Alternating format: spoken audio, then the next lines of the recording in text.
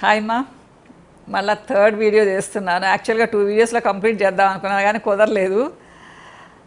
So నా story చెప్తున్నాను మీకు. అంటే చాలా కొంచెంలేండి, ఫుల్ స్టోరీ చెప్పలేం కదా, చాలా చాలా ఎపిసోడ్స్ వస్తుంది. ఏమైందంటే ఒకసారి ఒక ఆయన నాకు సప్లై చేసేవాళ్ళు మా సోప్స్ కానివ్వండి, ఫెయిర్నెస్ క్రీమ్స్. అప్పుడు నేను చేసేదాన్ని కాదు కదా, వేరే వాళ్ళు తెస్తే అది నేను వాడి బాగుంది అంటే క్లయింట్స్కి ఇచ్చేదాన్ని అనమాట. అలా నాకు తెచ్చి చూపించినప్పుడు చాలా బాగున్నాయి. షాంపూసు, సోప్స్, బ్రైట్నెస్ క్రీమ్స్, ఇవన్నీ నేను దాదాపు 1.5 1.7 lakhsకు ఆర్డర్ పెట్టాను. నాకు చూపించింది ఒకటి, తెచ్చింది వేరే తెచ్చిచ్చారు. చాలా కోపం వచ్చింది. షాంపూ అయితే హారిబుల్ ప్రోడక్ట్, అంటే బ్రైట్నెస్ ప్రోడక్ట్ అయితే అప్పుడు ఫెయిర్నెస్ ప్రోడక్ట్ అనేవాళ్ళం లేండి. ఫెయిర్నెస్ క్రీము అసలు అది భయంకరంగా ఉండింది మా. అంటే పెట్టుకుంటే అసలు చిమ అంటుండేది. నాకు తెచ్చిచ్చిన శాంపుల్ అలా లేదు. చాలా కోపం వచ్చి బాగా అరిచేసాను, ఏంటి ఇలా మోసం చేశారు. మోసమే అది, మనకు చూపించింది ఒకటి తెచ్చిచ్చింది వేరనమాట. చిచ్చి నేనే చేసుకుంటే ఇలా ఉండదు కదా అని నా మనసులో ఉండింది అప్పుడు. సో ఆ సోప్ చూడంగానే నేను చేద్దామనుకున్నాను, వెళ్ళి నేర్చుకున్నాను. ఎలా అంటే అమ్మా, నేను ఇలా నేర్చుకున్నానంటే వెంటనే దాన్ని స్టార్ట్ చేయాలి. వెంటనే స్టార్ట్ చేశాను. దేవుడి దయ వలన స్టార్ట్ చేసిన మంత్ నుంచి నాకు సోప్స్ వల్ల వెళ్ళిపోయాయమ్మా. ఫస్ట్లో మనకు అంత ఐడియా రావు కదా, 1 month ఆవిడ చెప్పినట్టే చేశాను. సెకండ్ మంత్ నుంచి నా క్రియేటివిటీ భయంకరంగా స్టడీ చేశాను సోప్స్ గురించి. So new soaps, new colours, new ingredients add చేశాను. బాగుండింది. నెక్స్ట్ ఇయర్ కాస్మెటిక్స్కి వెళ్ళిపోయాను, ఢిల్లీ వెళ్ళిపోయాను మా. ఢిల్లీ వెళ్ళిపోయాను. అప్పుడు గుండు చేయించుకున్నాను నేను. బాబుకు అంతా బాగుంటే తిరుమలకు అంతే, దేవుడే కదా గుర్తొస్తాడు ఎప్పుడు ఉన్నా, కానీ అలాంటి కష్ట సమయంలో మరీ గుర్తొస్తారు కదమ్మా. సో గుండు చేయించుకున్నాను. విగ్ పెట్టుకునేదాన్ని అప్పుడు నేను. ఆ విగ్ వేసుకొని ఢిల్లీ వెళ్ళాను అనమాట. వెళ్ళి అక్కడ ఫస్ట్ కాస్మెటిక్స్ నేర్చుకున్నాను. సో నేను నేర్చుకునింది 12 కాస్మెటిక్స్. అంటే creams, cleansers, scrubs, moisturiser, shampoos, sun screen gels, day creams.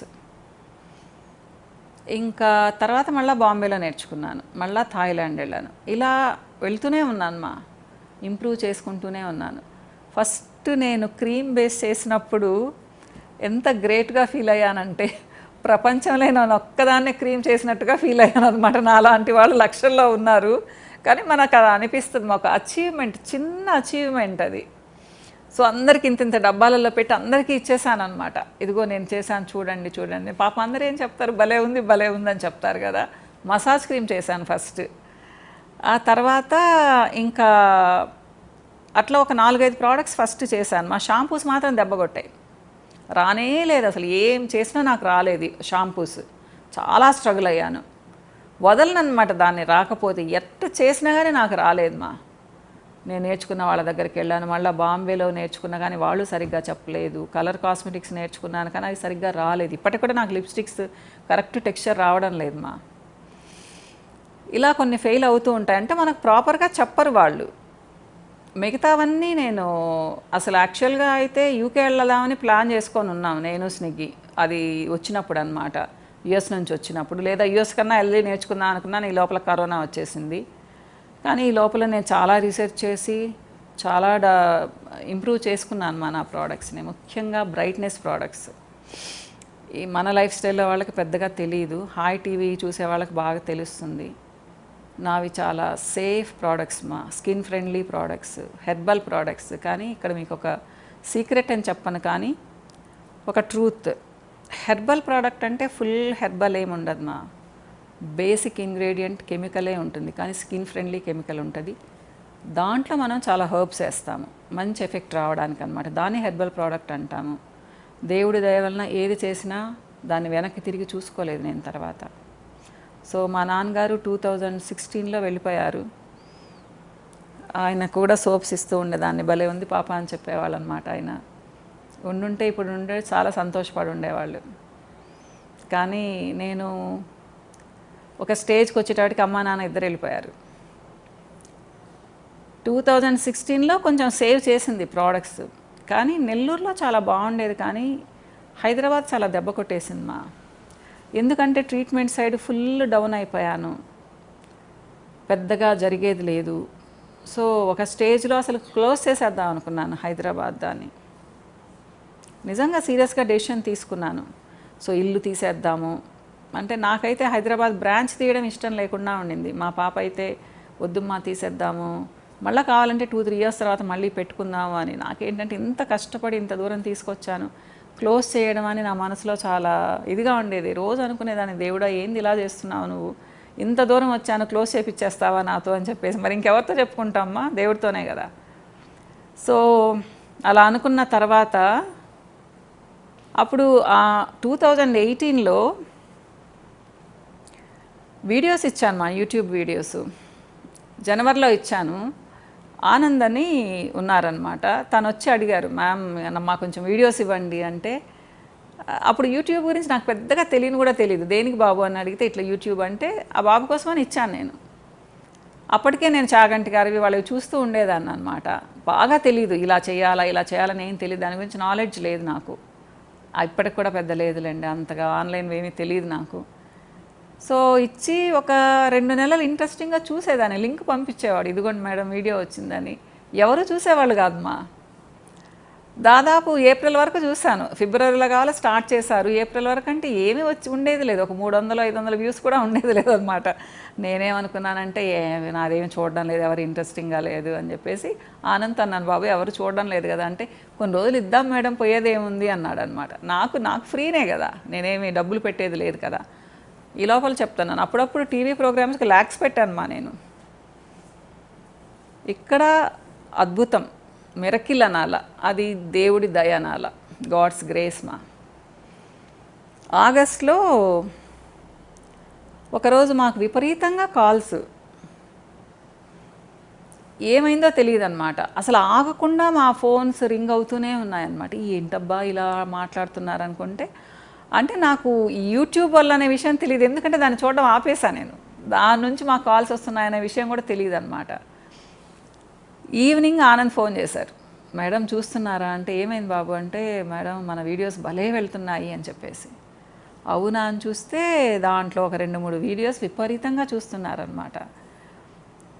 అంటే ఇంకో 1 మంత్ ఉంటే నిజంగానే హైదరాబాద్ బ్రాంచ్ని క్లోజ్ చేయకపోయినా చాలా తగ్గించేసి ఉండేదాన్నమ్మా. అంటే ఇల్లు తీసేద్దాం అనుకున్నాను నేను. అప్పుడప్పుడు వచ్చి మళ్ళీ ఫస్ట్లో ఎలా అయితే ఫ్యాంటైజ్లోనే ఉందాం అనుకున్నాను, అలానే ఉందాం అనుకున్నాను అనమాట. అది అద్భుతమని అనుకోవాలి. సో ఆగస్ట్ 3 బిజినెస్లో ఒక ట్విస్ట్, అంతేమ్మా, ఇంక వెనక్కి తిరిగి చూసుకోలేదు, ఇంకా అలా పోతూ ఉంది. ఇకపోతే హాయ్ టీవీలో నేను కొన్ని వీడియోస్ చేస్తూ ఉంటే మా పాప నసపెట్టేది, ఎందుకు అవన్నీ చెప్తావు, నువ్వు బిజినెస్ గురించే మాట్లాడు, ఇవన్నీ చేస్తే డైవర్ట్ అయిపోతారు, ఇవన్నీ చెప్పకూడదు అది అని అంటుండేది. అంటే స్నిగ్గి నన్ను భలే క్రిటిసైజ్ చేస్తుంది, దాని క్రిటిసిజం ఇష్టం కూడా నాకు, చాలా ఫ్రాంక్గా చెప్తుంది అనమాట. సో నేను అప్పుడు అనుకున్నాను, ఇవన్నీ దీంట్లో చెప్పకూడదు, సరే నేను ఇంకొక ఛానల్ పెట్టుకుంటే చెప్పొచ్చు కదా దాంట్లో అనేసి అనుకొని మన లైఫ్ స్టైల్ పెట్టాను. సో ఇది 2019లో పెట్టాను మా, 1 ఇయర్ లేట్గా పెట్టాను దీన్ని.